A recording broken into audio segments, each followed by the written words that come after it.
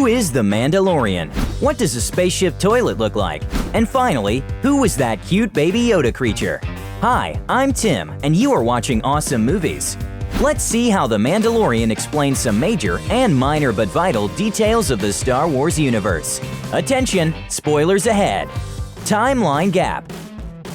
First of all, the Mandalorian series answers one of the major questions in the Star Wars universe. Namely, what happened between the fall of the Empire in Return of the Jedi and the rise of the First Order in The Force Awakens. This period has mainly been explored in the expanded universe of the saga, also known as the Legends, but was never covered in live-action movies. So, the events of The Mandalorian take place approximately 5 years after Return of the Jedi. The remnants of the Empire still remain on the outskirts of the galaxy, while the Rebel Alliance is reorganizing itself into the young New Republic.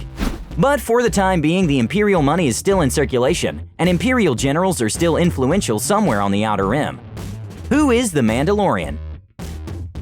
Well, yes, it's not the kind of question that arises directly from the original Star Wars movies. But the formidably armored figure inevitably resembles the bounty hunter Boba Fett. And although some fans still hope that it is truly him, Pedro Pascal, who portrays the titular character, revealed that his character's name is Din Djarin. Moreover, there seems to be no direct connection so far between Din Djarin and Boba Fett, as Fett's Mandalorian lineage is highly questionable. Remember, he was a clone created on Kamino, right? So, what do we know about the titular Mandalorian after the first 2 episodes? He was orphaned during the Clone Wars and was taken in by a warrior clan from Mandalore. The history on the Mandalorians and the Mandalorian Wars is too long and complicated to explain in this video, but here are some important facts. The Mandalorians once used to conquer planets. Their aggression led to the war against the Jedi. There existed a peaceful new Mandalorian faction. However, the Mandalorians fought against the Republic during the Clone Wars. At the time when the Rebels destroyed the first Death Star, the Mandalorian Civil War began.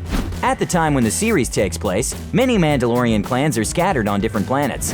And as we got to know from the first episode, at least one clan maintains its warrior traditions, and the still officially named titular character is from there. He is not a member of the Resistance, nor a Jedi or an ex-Imperial soldier. The always masked bounty hunter is a survivor who's trying to find his way, which means taking any contracts available. And one of these contracts makes him realize a very important thing about himself, and might be in conflict with his clan leader's goals. However, there are other questions that annoy Star Wars fans, and one of them is, what a Star Wars toilet looks like. It's funny to say, but among the many Star Wars mysteries, this one appeared to be a regularly discussed topic. Do Star Wars characters ever pass waste? Or are bodily functions non-canon somehow? How is such an elaborately crafted universe, rich in details, kept its silence on this one important question? Oh yes, after all these years, we finally have the answer and can see with our own eyes. Well, on screen of course, what a toilet on a spaceship looks like. And it turned out that the casually mentioned vac tube is quite similar to real-life toilets on aircrafts. As we glimpsed in the very first episode of The Mandalorian, the toilet facility on the Razor Crest lacks privacy. But maybe it's just the design used for that particular type of spaceship. However, I wonder if they'll ever reveal how the metal-clad Mandalorians make use of it, or the Imperial stormtroopers in their white shining armor. How the Assassin Droids operate. The hideous war droids of the IG series have become fan favorites since their first appearance in The Empire Strikes Back. By now, we have already seen the IG-86 Sentinel droids, and the IG-88 and IG-88B that later become the infamous bounty hunters. The story of these droids was mainly revealed in the Clone Wars animated TV series, so we didn't actually have a chance to see them operate, so to say, in full motion. And The Mandalorian finally provided us an opportunity to watch an IG droid in action, which never happened in the original trilogy. Although it was not the infamous IG-88, as we expected, but rather a new IG-11 model. But why not use the already popular IG-88 unit? The fact is that executive producer and director of the first episodes of the series, Dave Filoni, chose to create a new model, so not to contradict with the legends about IG-88 assassin droids. And what impresses us most about IG-11 is how it can virtually spin every part of its body. A relatively short battle scene showed the droid's durability and battle skills, but also the tendency to self-destruct, which certainly added some comic relief to this episode of The Mandalorian. The thermal detonator implanted into its chest proves that the droid can be hugely dangerous, because even in case of its defeat, the IG-11 might still have the upper hand. The new old species.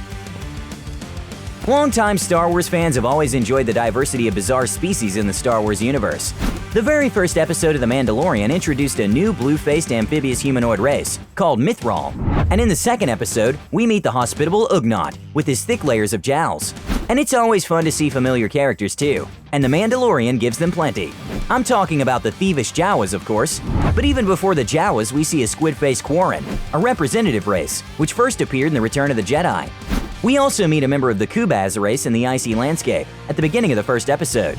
This snout-nosed creature, somewhat reminding us of plague doctors, played an important role in Episode 4, A New Hope.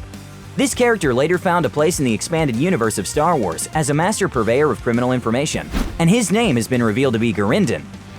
The fans wondered what else his renowned snout, dotted with breathing holes, could do. There was a theory that it's for detecting odors and pheromones. The other theories claim that the Kubaz are anteater-like and exist on diets of insects that they snatch through their long noses. But the Kubaz in The Mandalorian shows us a totally new use of the snout, which is a taxi-summoning flute. It's such a small but appealing detail that long-term Star Wars fans should surely notice and appreciate, and it's also an homage to the original trilogy. And there's of course a representative of another very well-known and recognizable alien species on The Mandalorian, which is commonly referred to as Baby Yoda. Oh, it was a genuine surprise to see a small greenish creature with unmistakably recognizable big ears. Wow, really? Is it an answer to a mystery fans have been longing to discover for decades? From the very first Star Wars movie, George Lucas wanted Yoda to be a mysterious magical character of unknown background.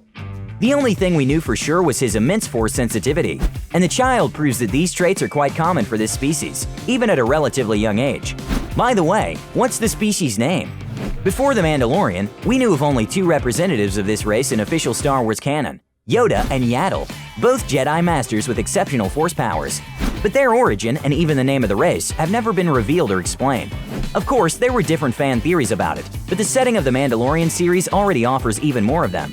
First of all, the bat-eared force-wielding child is 50 years old.